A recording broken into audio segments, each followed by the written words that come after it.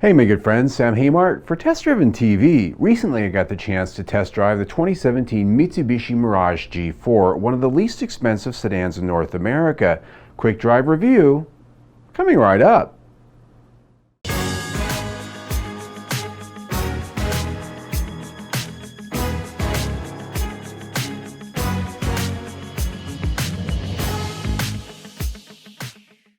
Starting at $13,995, the 2017 Mitsubishi Mirage G4 is one of the least expensive sedans you can buy in North America, save only for the Ford Fiesta sedan at $13,660 and the Nissan Versa sedan, which starts quite a bit lower at $11,990.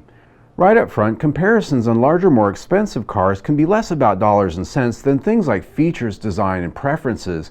But when you're looking at the least expensive new cars, what you get for the money really matters more than ever. That fact was front and center during my week with the Mirage G4 SE I tested, which banked out at $17,860 in total. How it compares to the nearest peers couldn't be ignored in every single facet of how I looked at this car. As tested, the Mirage G4 SE came with dressy black chrome trims, body color mirrors and bumpers, all of which are standard even on the base ES model. That's pretty good. Stepping up to the top trim grade though brought upgrades outside like the dark satin 15-inch alloy wheels and the fog lights. To my pleasant surprise, the interior was put together with material quality of a reasonable good level, with fit and finish also good for the price. The cloth seats were actually quite comfortable and space was plentiful both front and rear. Living in the G4 in the Arizona heat, however, did show that the AC was somewhat weak, especially driving aggressively in traffic where it cycled off to save fuel.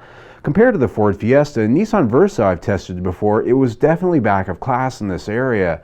I was also surprised that there was no center armrest or console storage, leaving few places for your things.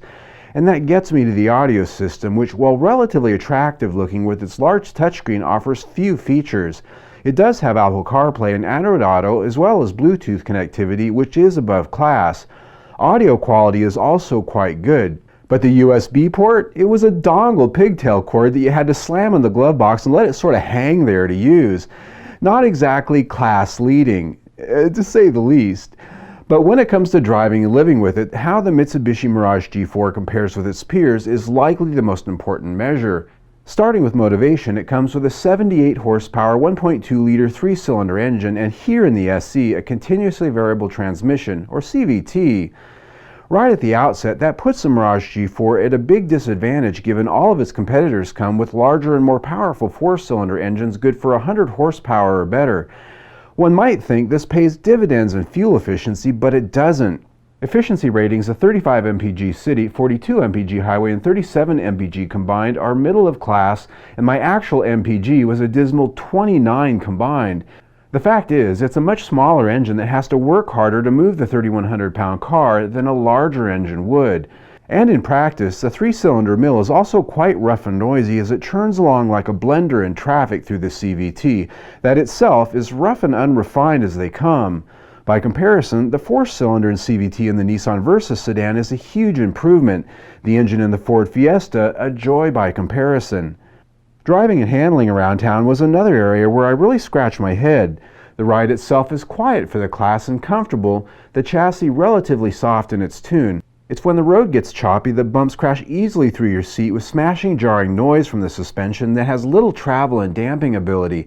Again, one has to compare to peers Versa and Fiesta, which offer entirely different experiences. Now, in this particular car review, I really talked about the competition more than I normally do, and that's because I had a few criticisms for the Mirage G4, and I didn't want people to think I was just beating up on it because it's an inexpensive car. Oh, Sam, you drive Lexus, you drive all these expensive cars, you just don't like it because it's cheap. No, I wanted to talk about the competition because there are some good choices in this price range, and not to say this isn't one, but I wanted to put that context in there because, like I said at the outset, just because a car is inexpensive doesn't mean that comparing it doesn't matter as much. It's actually more important than ever because there are a lot of choices here. I mentioned two of them here in the review. There's also the Chevrolet Spark, the Kia Rio, number of other options out there. And if you're looking for an inexpensive car because you want the warranty, you want it to last, I really think you need to test drive at least 2 or 3 of the options and see what's the best car for you because they're all quite different. They just are. That's the bottom line. So if you like the test drive you just saw, click right here, see our latest test drive, or Click right here and subscribe to our YouTube channel. I'll keep you entertained and I'll keep you informed.